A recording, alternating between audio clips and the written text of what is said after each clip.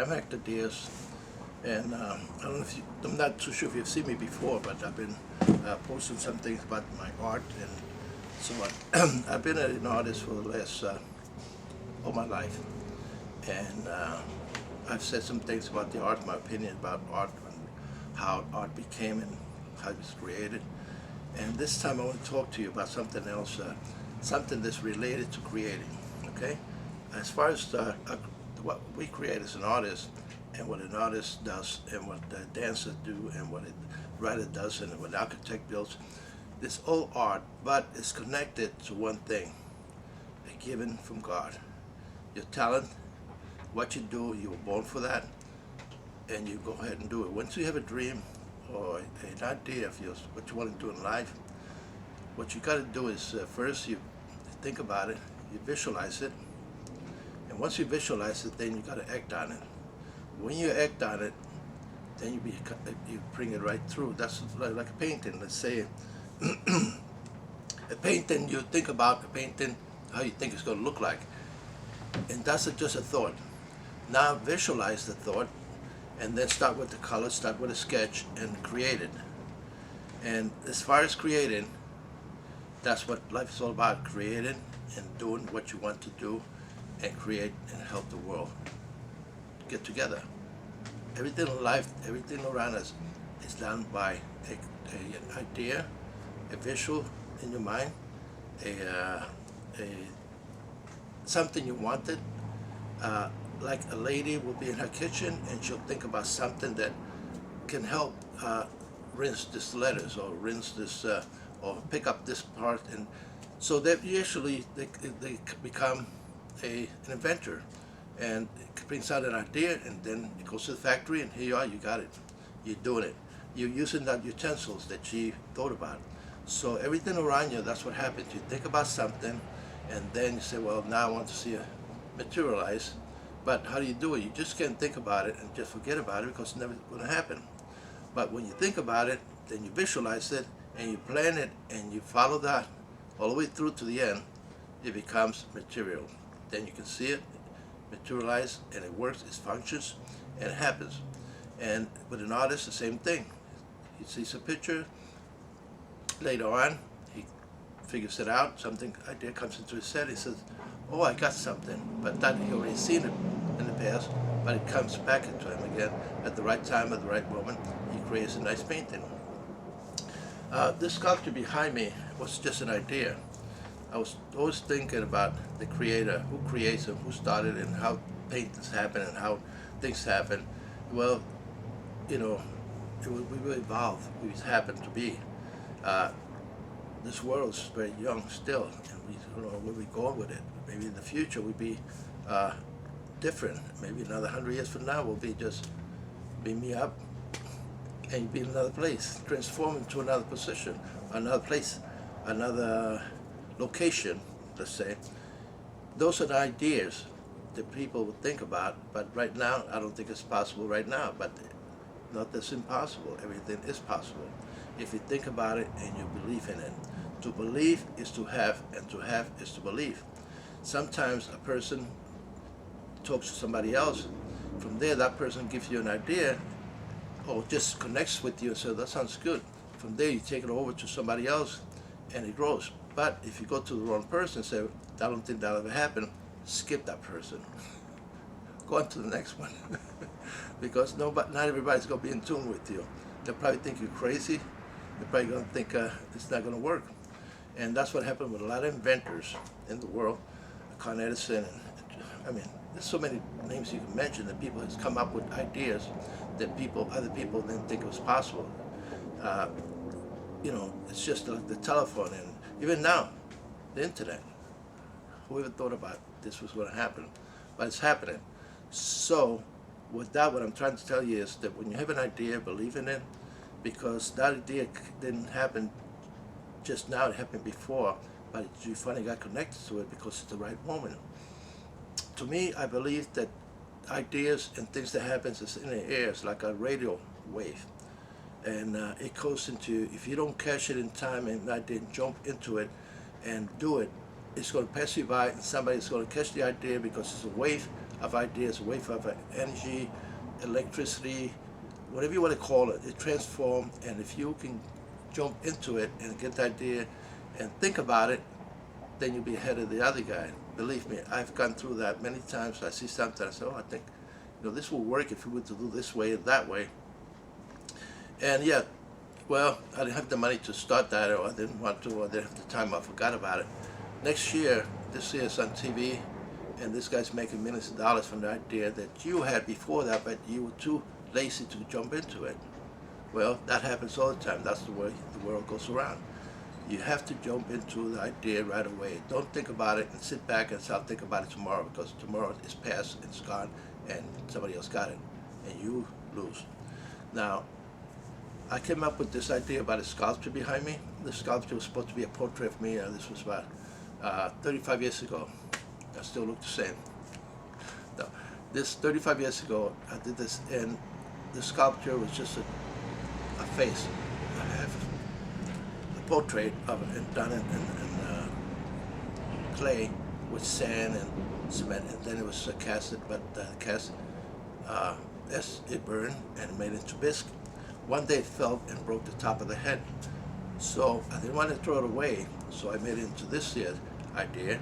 And then as I went along, I put this spikes in the head, and I liked the idea. It was kind of futuristic. I said, this is called the Creator. The Creator is you, because God is the main creator, but He gave you also the gift of creating. So you as a creator, which is all of us, we all have a gift, we all have an idea, and we all can do things. But you got to connect with it, because if you got this idea and you pass it on, somebody else is going to catch it, because he's also being gifted. He's also being a creator, or whether he knows it or not. But the word says that he who believes in me, everything can become possible. Nothing's impossible with God.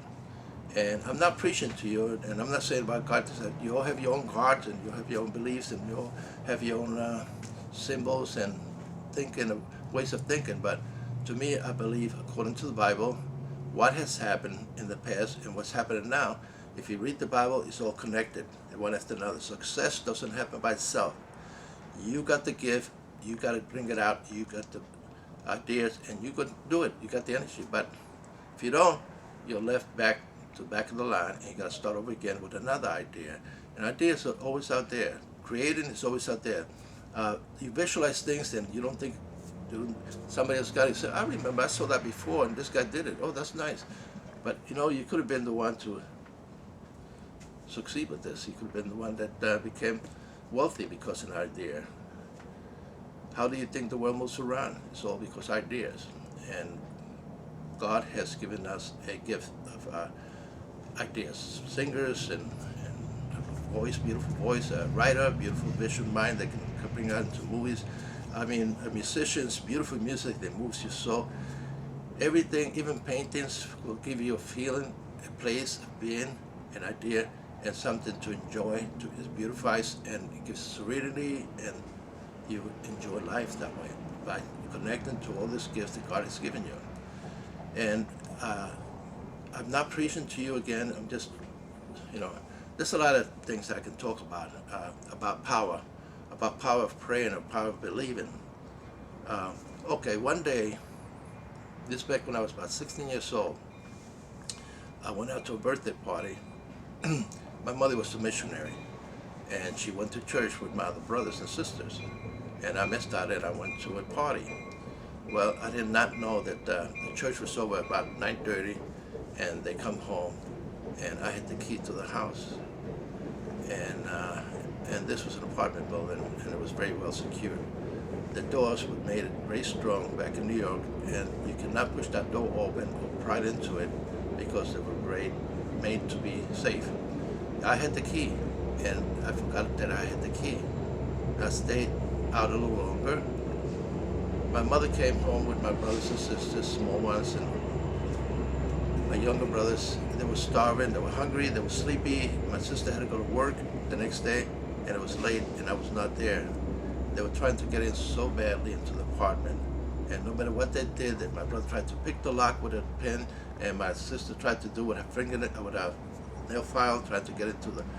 Everything they tried, they pushed it, they pried it, and they couldn't get open. It was locked, and here they were at my mercy, waiting for me, and they was innocent about it.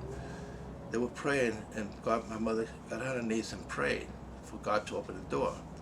Well, you know, the man across the hall came out and says, if you don't have a key, that door is not going to open. So I'm sorry, but what are you doing on your knees? I mean, what are you doing? And she said, I'm praying for God to open this door. Well, my brothers and my sisters were also praying. And he just locked the door and went back home, went back to sleep, and ignored the whole thing. Okay, so my little brother, leaned on the door. He sat down. He was tired of standing, so he sat down with his back against the door. And what happened? The door became open. And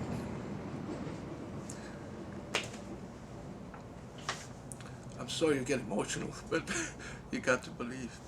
And to believe is what happens. God gives you that gift, and He made you in His image. He made you with the gift that you can use forever and become anything that can happen. That you think it's not possible, is possible. God gave you the gift to believe and make that belief visualize it and becomes true and materialized, and it can happen. There's nothing impossible before God. So this video is not meant to happen this way, because I did not meant to get this emotional. But you see, what happens is, and that also makes me happy, what happens is that once you talk about those things, you get more faith, you get more to believe and more to trust. And okay, the point I'm trying to get to is that as an artist, I've been an artist all my life. And I've got what I'm here for, because I'm an old man now, and trying to figure out what can I do with my art. I have a program that I help a lot of kids come through at this high school and do art and just come out of the rotten position they're into, and some of the gangsters or druggies and broken homes, and these kids come to my program and they feel good, and they go do the art, and the art heals them. Somehow, some of these kids comes through and go, wow, you know, I didn't know I can do this. And those kids who fail in school and they become better at school, they get better grades and A's and B's. And actually, when they came to my classes, they have F and D's, and when they come out the 3 or 6 months, they gain an A+ and go on to college.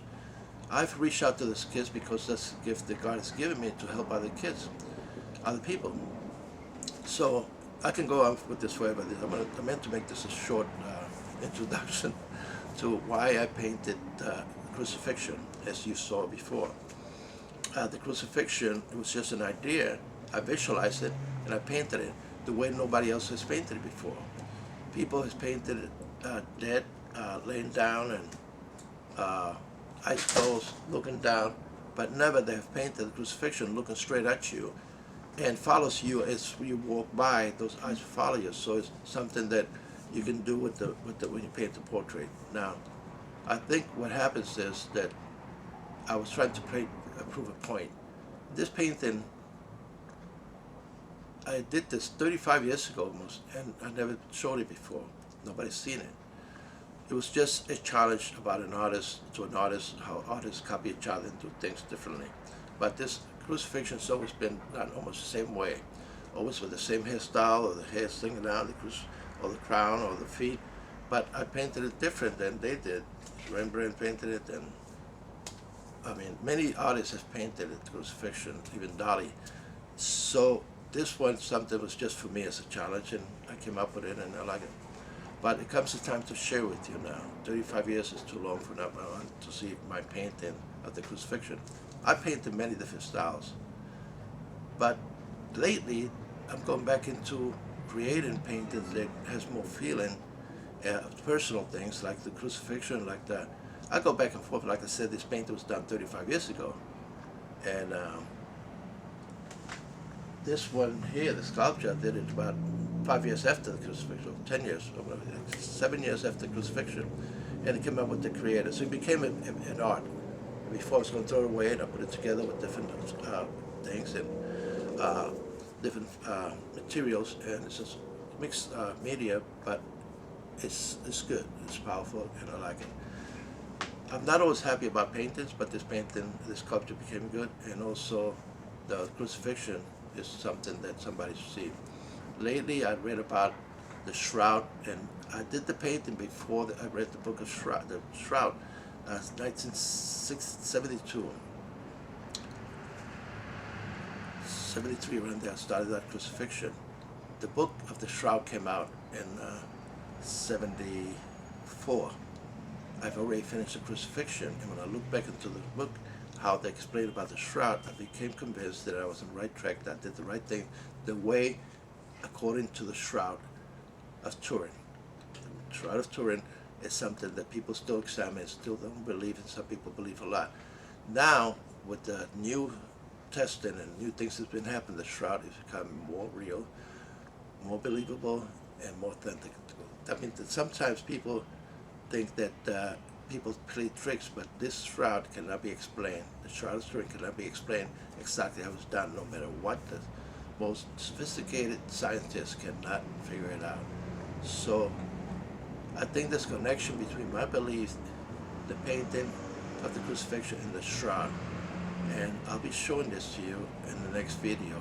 Right now, I don't want to make it boring with this, but this is the point. All this talk is about coming to the point that I'm a creator. God made me a creator of images, which is an artist, and you have your own gift too. And whatever you believe in, follow your heart, because if you don't believe in it, it's never going to happen. Because what's going to help you get there is the Creator that created you. He's already given you a gift. What you have to do is develop it and trust in it and believe in it. Because if you don't believe in it, it's not going to happen. It's faith that's going to do it for you. To believe in you, you got to have the faith that God has given you to be able to overcome almost anything you think about. So keep that in mind. It's about faith and believing and visualizing your dreams, and bring it over to God and ask Him to help you believe and materialize and guide you and give you the inspiration and the energy that you need. And don't give up, because what problem is that many people have told this person they cannot do it, and this person never made it. The person that did believe in this gift made it, because they had a dream, they pursued it, and they made it. Just like Con Edison and many artists, many creators, inventors in the world, because they believe in the gift that God has given them. So like I said, I'm not a preacher, I'm just giving you an advice about what I think. And I hope this video will help you. And you'll be seeing me in other videos that I'll be talking about the Shroud of Turin. Thank you very much for listening, and I hope you tune in again. I think this will help you a lot. So keep in tune.